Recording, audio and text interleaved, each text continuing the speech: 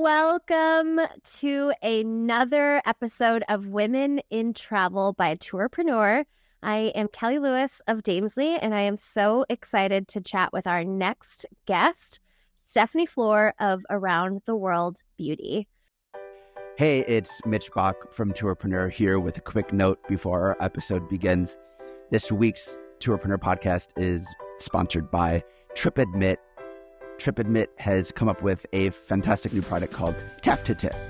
I remember being a tour guide 20 years ago and just waiting for that awkward moment at the end where your guests fumble into their pockets and whip out cash, or they don't. And that sort of all changed during the pandemic. We stopped using cash, and now everyone's dealing with PayPal accounts and Venmos and QR codes. John McGuire, you're the CEO of TripAdmit. You came up with something new. What did you figure out? Hey, Mitch. We've developed a digital tipping solution for the guides so that the guides, we provide them with a NFC card, which they can tap off the back of their guests' phones. That will open essentially a web app, and then the guests can tip the guides digitally, either by Apple Pay or by credit card or whatever payment method of their choice. Because as you mentioned, it's the world is going cashless, and certainly is timely for the guides to look at digital tipping as a source of income. So no app downloads, no scanning, no typing things into your phone. You just hold this card up to your guest's phone, and voila, they've got some convenient options to tip. Does the web app do anything else? Reviews and ratings. But what we've done is we've taken the reviews and ratings one step further and integrated ChatGPT. So that ChatGPT it allows the guest to input into the review, but also ChatGPT will help write the review for the guest, and they can post it onto TripAdvisor or onto Google or onto the website of the activity book. This sounds like seamless hand-holding to get guests to tip and review. That sounds like money in your guides' pockets and a great service you're providing. If our operators want to learn more, where should they go? Well, if they want to know more, go on to tripadmit.com/tap to tip, and all the information is there.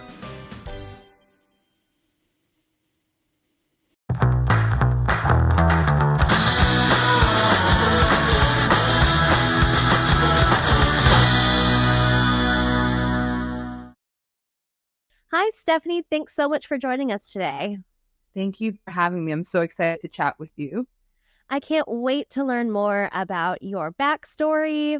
Actually, truth be told, I know a little bit about your backstory, but I'm so excited to share that with our tourpreneur community because I really believe that your business and the pivots that you've made as a tour operator are really inspiring. And yeah, I think this is going to be a fun conversation, so I can't wait to dive in. Agree. I'm excited to share with you. Yeah. So I guess to begin, let's just have you introduce yourself and tell us a little bit more about your background and your business. Yeah. So I'm Stephanie Flor. I live in New York City, and I've had my business for 10 years. It's called Around the World Beauty. And our mission is to really go to the deeper meaning of beauty. Understand that beauty is something that it's spiritual. It's a feeling, it's ethos, and it's travel. I've been working in the beauty industry for over 20 years, and I work with some of the most biggest celebrities like Mariah Carey, Kathy Griffin. I mean, I work at CNN with Anderson Cooper. Like, the list goes on with my client list. And I started a travel company because I really believe that no amount of makeup or beauty regimens could ever inspire beauty to radiate the way travel does. And I've been on a mission to bring women to travel the world and see the world through a beauty lens. Yeah, tell us more about that, because I don't know that everyone immediately knows what a beauty experience is. So tell us more about what you think a beauty experience is and maybe some examples of what you're talking about. Yeah, absolutely. So I say that we are a travel company that takes you on a travel experience. We do all the things that you would do, whether you're going to Machu Picchu in Peru or going to Kilimanjaro in Tanzania, but everything is through a beauty lens. So when you're a beauty girl, someone who works in the beauty industry, loves beauty, works as a hairdresser or makeup artist, nail artist, there are some things that are very connected to us. Like, we like things that make us feel great, that are aesthetically beautiful. We're creative artists. So when we travel, we want that luxe experience, right? We want to have inspiration for what it is that we do, because we're constantly creating as artists. And then, of course, beauty entrepreneurs tend to have a passion for fashion. We tend to love things that are wellness inspired. So yes, we all as women love these things, but when you work in our industry, that is our reality 24/7. And with that being said, our reality, I live in New York City. A lot of our clients are based in LA, Miami, these big hubs of industry. We also can get caught up in the jadedness of our world, which is driven by celebrity and who's wearing what. And I think when you travel, we created our company to show that beauty is not in those kind of things. It's in connecting with others and really grounding us in the experience of being alive. And that ultimately is what beauty is. So our beauty field trips are curated for what I call the beauty enthusiasts, but they're a travel experience. And of course, we tie in little things to honor our clientele, which are people who love that, that fashion touch, that beauty touch in everything that they do. So, when you enter our buses, you're not just entering a bus. It's going to smell like something, it's going to have a fragrance scent. When you are going to dinner, we're focused on a color of the night because color is very important in what we do as makeup artists and in fashion. So everything has a very elevated experience of attention to detail because we are attention to details as artists. So yeah, tell me about where you're running some of these beauty field trips. Yeah, so before COVID, we were doing Morocco, India, and now with, post-COVID, I would say we have really rebranded everything. So we're starting off with Latin American countries because my background is of Hispanic descent. So we're doing Costa Rica, we're doing Guatemala, and then I'm really looking forward to feeling ready to do Morocco again, getting ready to do India again, because I feel that the places that we do go to are very incredible beauty hubs that are full of inspiration when it comes to fashion and ingredients and people. Can you tell me what an experience would be like in Costa Rica versus Morocco for your guest? Absolutely. So the way that we created the tours and the way that I was inspired to create the company is, in the beauty industry, there's a lot of products that are inspired from, argan oil had a huge moment in the beauty industry. So we want to take you to not only where they sell argan oil in the Medina, but we want to take you to the women behind making some of these argan products. We're interviewing people who are beauty founders in these smaller local markets. And yes, now we're living in a world where everything is connected. We can meet a founder that's based in Morocco or Costa Rica. But at the end of the day, there's something like traveling to meet these, visionaries that are speaking on a topic that we love, which is beauty, and elevating their rituals and bringing them to life. And so our tours are very much an experience to meet those individuals, those artisans, those craft makers that have a passion for beauty as much as we do. And then a place like Costa Rica, which is where my family's from, it's focused on wellness. I always go back to the beauty industry because we as people who work in the industry, we are really behind those trends that hit the regular consumer. So for example, sustainability is the number one topic that anyone in our industry is talking about. But if you haven't been to a place like Costa Rica where sustainability is embedded in the lifestyle, you can't really sell it from an authentic experience, right? Because you can say, oh, sustainability is this and that. But there's something different with seeing it come to life. When you go to Costa Rica, you understand that this country, you can actually drink the water because it is that sustainable. So I like to say that we're bringing trends to life with each destination. So you might, as a consumer, see the products in Sephora or Ulta. We're bringing those products to life through our beauty field trips for the woman who loves beauty, who works in beauty and wants to be inspired by culture. I think it's so cool what you're doing, and it's such an untapped niche. Like, I really feel like you are maybe the only person that I know of in that space operating new trips. What have you felt like your experience has been in creating things, in terms of growing the business, because you are niche? And, I'm sure there have been a lot of lessons learned along the way in terms of like, are you building your tours from scratch? Are you working with DMCs? How do you really convey the vision of your business, and what has that journey looked like for you? That's a great question, because for me, having it for 10 years has been every single scenario that you just said, right? Like the unfolding of how to build a company that can show people what beauty is on a deeper level has been a huge learning lesson every step of the way. one that I would never regret, but one that has definitely taught me how to be a business owner that can literally build an empire with the lessons that I've learned. I think that when you travel with women, primarily American women, there's really high expectations. And those are some of my first lessons starting my company, because I thought everyone wanted to travel the way that I did, because I am my own customer. And I thought that if we got rid of the luxury hotels and got rid of the fancy drivers, that we could really understand what is important at the end of the day, which is the element of connecting. But at the end of the day, when I'm selling to beauty editors, makeup artists who are working with huge celebrities, they do have a certain expectation that I have to meet. And so that's been one of my biggest learning lessons is there's two things that I never take for granted, and that's accommodations and food. If those two things are at its highest level, everything else will be basically smooth, but never, ever, ever ignore accommodations and how you feed people. Because then that is what makes people happy, and that's what they remember. So I work with DMCs in certain countries. It has been a journey to find them. Places like this have given me the opportunity to connect with others. But when I first started, I literally was going to that country and building relationships and hiring people step by step to bring the tour to life. And it was insane, because if something happened, I don't even know how I was able to pull it off. But I wanted it to be as authentic as I could. And one of the challenges that I was having with DMCs is that I wanted to do business in India, but the company was based in London. And I didn't feel like my money would actually get to the people that were from that country. So that's why I decided to start on the ground with each individual. But just like in anything, when you start, it's so hard because it takes years to perfect these relationships. And that's what a DMC does have, is they have built these relationships in their countries. So that's why you're paying more of that money. So that's been kind of my journey to find everything.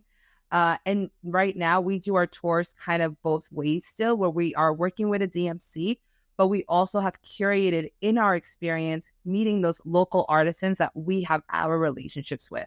So we use the DMC to really give us that healthy protection in case anything happens. But then I always bring in those local guides, those local individuals that are our magic touch points that are very unique to just us. I love to talk about this because I feel like that's an area that a lot of people who have great ideas for tour companies get tripped up on, because there is no one right way to do things. Everyone has their own journey and their own experiences. And I think it's coming up with your special flavor. I loved how you were talking about accommodation and food being highest priority and figuring out what's best for your client and moving forward that way. So thank you for sharing that. And I also wanted to talk about what has your journey been like as a leader and stepping into the ownership of your company and into the space of power within that? Well, the first thing that comes to mind with having to step in as a leader is really building that confidence to know that you're worthy of leading a team. Because I think that and I can get emotional about this, and I know anyone that's listening to this can relate to this, is when you start a company, you're so passionate and your confidence is at 100 because you're listen, I got a brand. I have a business that's going to change people's lives. And you do one tour, you do two tours that are sold out. And then you have this confidence that you're I can do this. But then I always say a business is a business after 10 years, 15 years of doing it, and you're still in it. Because it's easy to make money the first two times around because it's new. But can you actually continue that longevity as a business owner? But through that process, you lose confidence because all of a sudden you're the accountant team, you are the marketing team, you're also the building and construction team for events that you're doing. And then you realize that you can't keep this all going. So your confidence changes and how you show up for your team in a tour group changes as well, because you now have made mistakes that you have learned from, and you're not as naive as when you first started. So I would say that for me, being a tour leader has definitely given me a lot of confidence in just, one, keeping people together, and also understanding that, it is a fun experience, but the more that I have people helping me on the ground is essential for my own mental peace. but also keeping my mental practices focused on myself, on my personal time, because it can get really difficult when people are expecting you to have all the answers. And the thing with travel, as you know, Kelly, is that travel isn't meant to be perfect, because those are the learning lessons that you learn from when things don't go the right way as planned with the itinerary. Those are the magical moments that travel gives you. But when people are paying to go on your travel, they want to make sure everything happens as it is. And you have to control those expectations. But I mean, to be honest with you, I was not the best boss when I first started, because I was very much, I wanted this way to my DMCs. Something didn't go right. I would get so upset and caught up in my emotions and feelings. And my goal in these last 10 years have been to breathe and to also understand that the energy that I have as a leader is the energy that's going to portray in my group. So if I'm calm, the people are calm. If I'm anxious, the people are anxious. It's a very you are responsible for your own reality is what I learned. And I want to be a person that DMCs can work with and my partners can work with, that they look forward to, and they're not hating their time working with me just for money. So, I think for me, I've grown a lot as a tour leader, and I hope that answers your question. But I just remember when I first started and I wanted everything perfect, and, everything had to make sense, had to be exactly as I wanted it, because there was so much passion behind it. But now I'm my partners are actually sometimes more important than even my client, because, clients sometimes can never be happy, but your partners will grow with you over the years. Are you interested in adding multi-day to your day tour business? Are you looking to understand growth and scale strategies in the multi-day world? Looking to finally crack the technology stack you need to organize, automate, and grow your business? Then join Tourpreneur in Seville, Spain for Tourpreneur Connect. Sponsored by We Travel, Yuli, and ABAC DMC Spain, November 27th to 30th, 2023, for an event unlike any other in our industry. Open to strictly 100 operators. Pete, Mitch, Chris, and other industry experts will guide you through the do's, don'ts, twists, and turns of running a multi-day tour business. Not only that, Tourpreneur are giving back, as we will be bringing in local suppliers and businesses to help us run the event. We're also opening up to a number of locally based tour operators who can attend for free. So join Tourpreneur in Seville for Connect November 27th to 30th, 2023. And join us for an unforgettable experience of learning and connection in one of Europe's most unforgettable cities. Visit tourpreneur.com/connect for more info. Amen to that. I mean, I think that's such a beautiful answer to that question. And I really appreciate you sharing, your perspective and vulnerability in that. And I really, really wish that more people would talk about this. I'm really stoked that we have this podcast as a place where we can talk about this, because every operator feels like this at some point. They come up against something hard. It tests their confidence. It makes them feel personally unworthy. And it's just a part of the business, and learning how to separate yourself, from things that go right or wrong in your company is just as important as figuring out the best restaurants or hotels. Learning how to take those setbacks, quote unquote, and figure out the best path forward, I think is equally as important as crafting an amazing tour. Absolutely.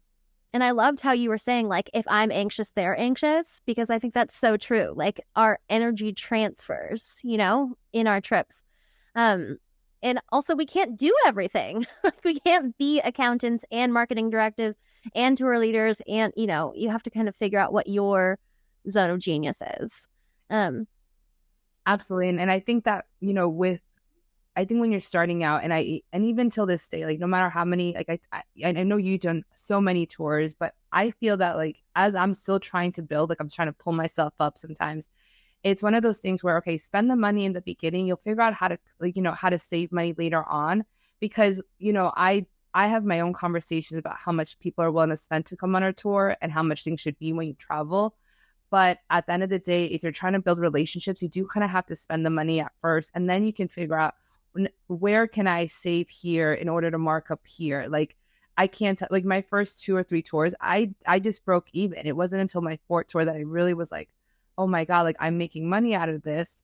But I do think that this business is a business of longevity, that you don't see the you don't see your successes until a little bit later on, once you have that flow in the making, because it's travel. It's not like any other business. You cannot control a store to be there 20 years because they just might close during a pandemic, and that puts your whole business into a new perspective. So it is a journey for sure. 100%. What do you think has been like a useful or successful way that you've helped to manage guest expectations? That's a great question. So managing guest expectations is, I will say that I've had a little bit of a more, not easier time, but because my clients are in my industry, most of them, it's like we know each other, especially because of the fact that our industry is so. Actually, can I pick that back up and then start over? Because that's so the best way of managing expectations has been the fact that I try to connect with them as much as I can to let them know exactly what to expect. And I say that sentence of, when you travel, nothing goes according to plan, but that is part of the journey. So flow like water. I always say this in every conversation, and I try to instill it. And then I ask questions to them before they come on, like, if you have a breakdown, what is your communication style? What should we know in case this happens? Like, what are your triggers? Like, you would think that, like, I'm a psychiatrist doing this kind of vetting, but at the end of the day, we all operate so differently as humans. And I want to understand how each client will respond to a situation. So I manage expectations by just being completely honest. And also, I'm not selling. I'm selling a once in a lifetime experience. But at the end of the day, what I'm selling is actually transformation. That's my word for when I'm trying to speak to someone on what they're going to do. I'm not selling them like, you're going to go on this trip and you're going to see every single landmark. What I'm selling is, you're going to come on our experience, and it's going to be transformative on how you define beauty for the rest of your life. And everything that happens is meant to get you to see how our culture is so different than the places that we're visiting. And if we can find beauty in the darkness and in the most uncomfortable places, then we're doing something right.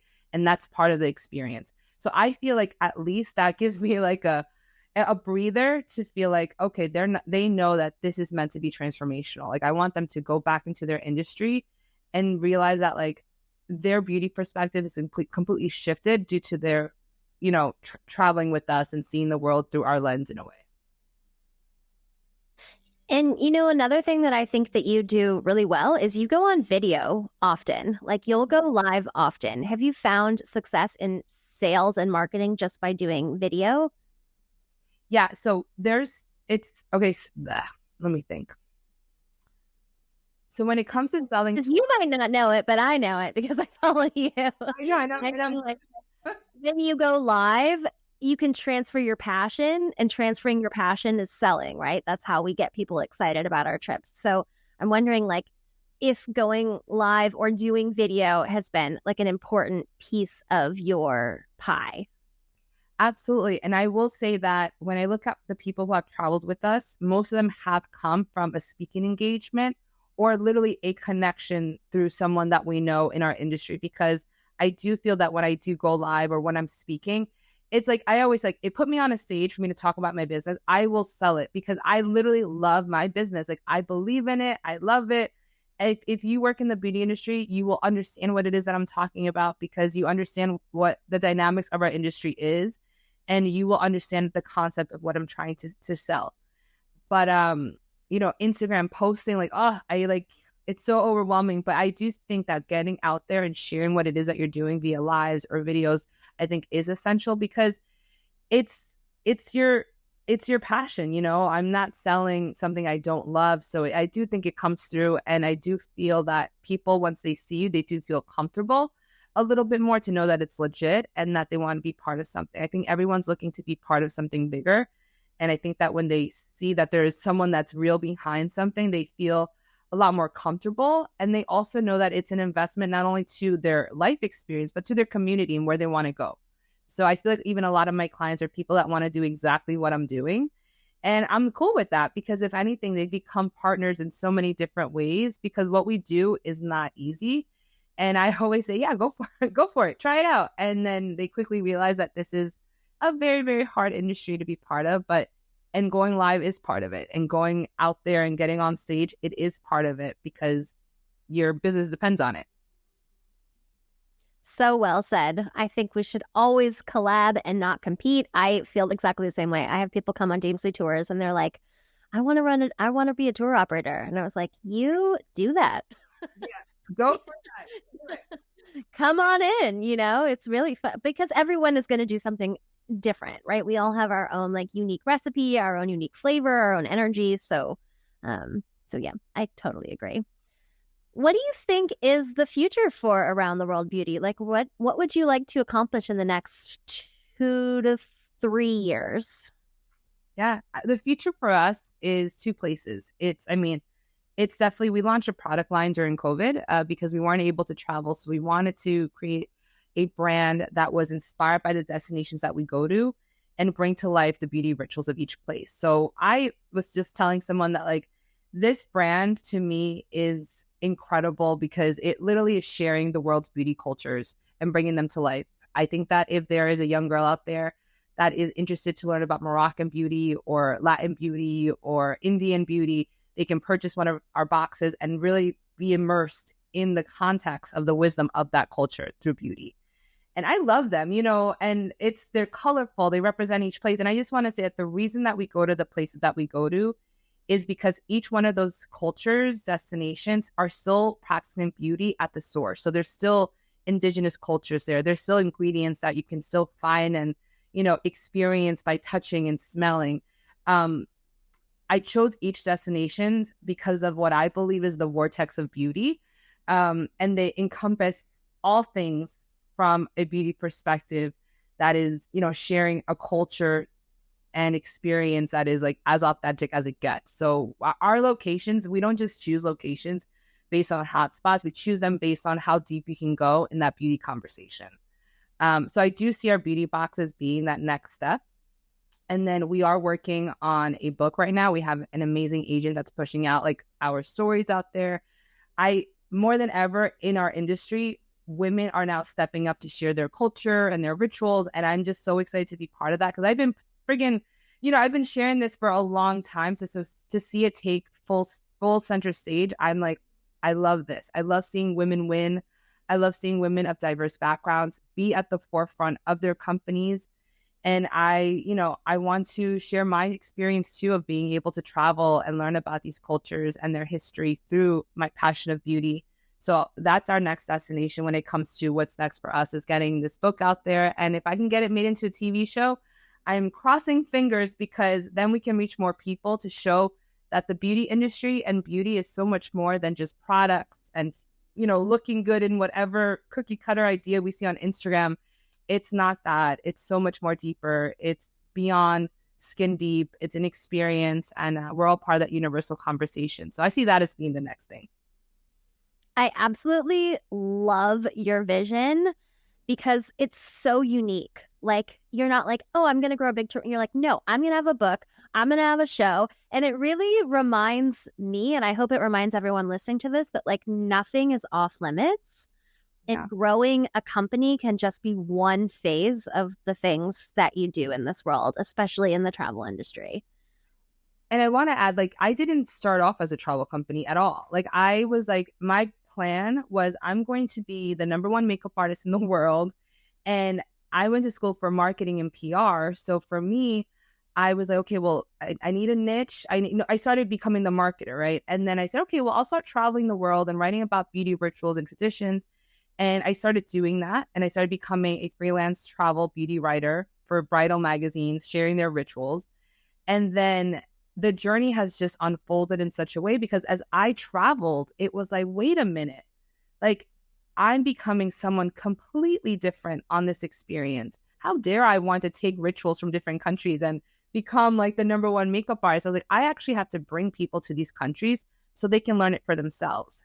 And I've been super dedicated because I didn't even know who I was until I went back to my countries and until I experienced the world. And I said, wow, the more I learn about others, the more I do learn about how incredibly amazing and beautiful I am. So I just was like, okay, like let's start a travel company. And there were people that were DMing me like, we want to go with you on your next adventure. And they were my first clients. And like now we're like over 100 women have come with us, and they are just pioneering culture and beauty out there in the world. And I didn't start off to do a travel company. So that's why I feel like I did do it every wrong way you could. But if I could do for the rest of my life, even if it's like just 10 people a year, it's enough, and it makes me happy. And it makes me feel like the legacy that I'm building is something very special that I'm proud of, and that I'm proud of building in this world that I live in. I love that so much. I love when you said, the more I learn about other cultures, the more I learn about how beautiful and special I am. Yeah. It's so pretty.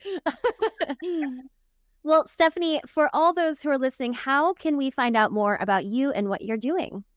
Yeah, you can visit our website. It's aroundtheworldbeautyjourneys.com. We're on social media. We're on Instagram. We're on YouTube at ATW Beauty. And check out all our updates. We're working on a lot of different things, and I'm so excited to continue to pioneer the conversation of beauty in the travel space, because it is much needed, and it's something that we have to be unapologetically about. Feeling good, looking good is something that is our natural right, and adornment and fashion and makeup and hair and clothing is part of feeling good. And it's not anything materialistic or superficial. It's our invitation to celebrate life and celebrate how unique we are and that we're alive. So I'm excited to continue to share in that space with all of you. I love that. Thank you so much, Stephanie, for joining us. This has been Women in Travel Entrepreneurs, a podcast by Tourpreneur. I am Kelly Lewis, and thank you so much for tuning in. We will see you next time. Did you know Tourpreneur also has a Facebook community of over 7,000 tour operators? If you are not a member, then search for Tourpreneur on Facebook and join a thriving community of tour operators and other travel professionals, all of whom learn from each other as well as from Chris, Mitch, Pete, and many other industry experts. By becoming a member, you will be notified first of any events, meetups, and exclusive content. Join the Tourpreneur community today. Facebook.com/group/Tourpreneur.